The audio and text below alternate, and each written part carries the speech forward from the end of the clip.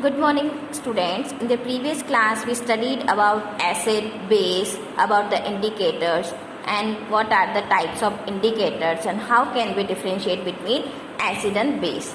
So, let's start the remaining part of this chapter. Our next topic is acid rain.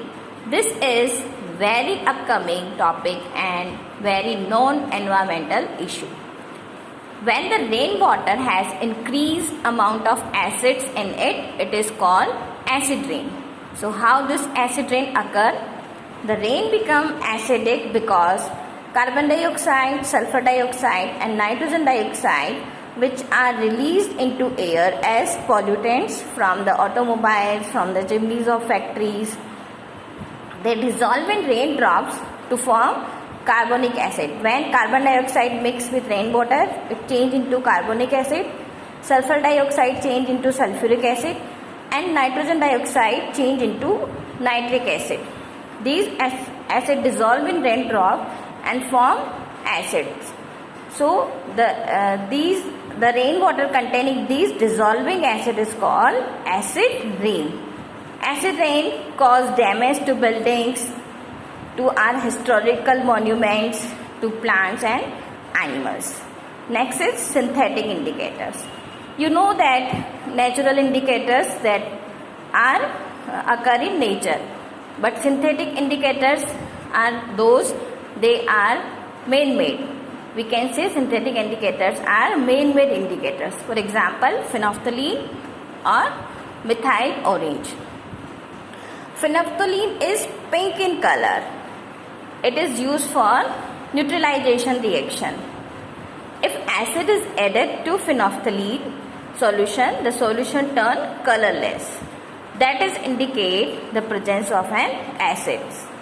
When a base is added to phenolphthalein solution, the solution return in its pink color, which is indicating the presence of base. Our next topic is neutralization.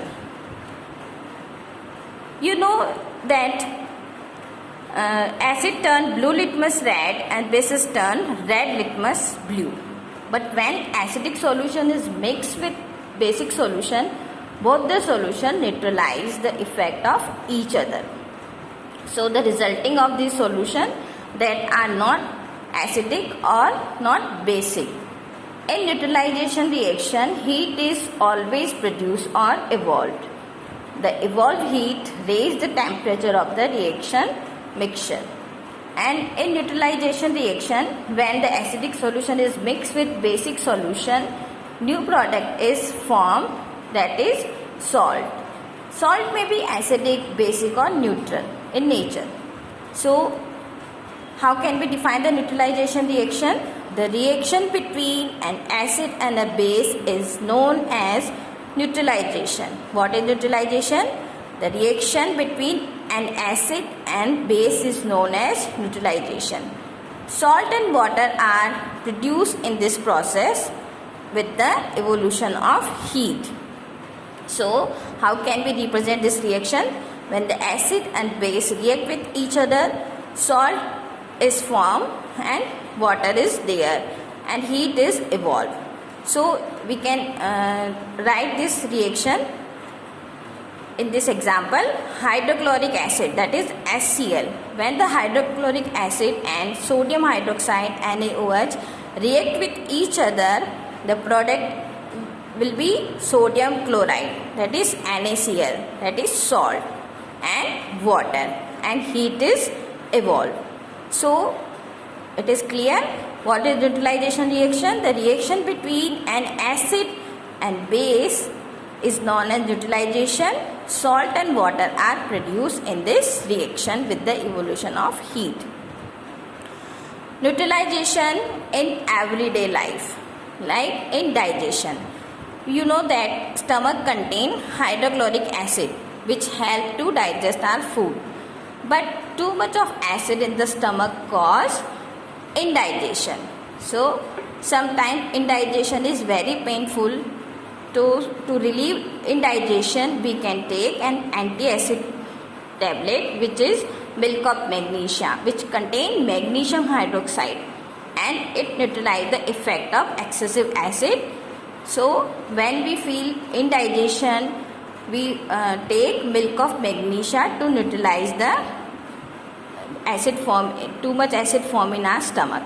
Next is ant bite. When an ant bite, it injects acid in our skin, that is formic acid, and it causes pain on the affected area.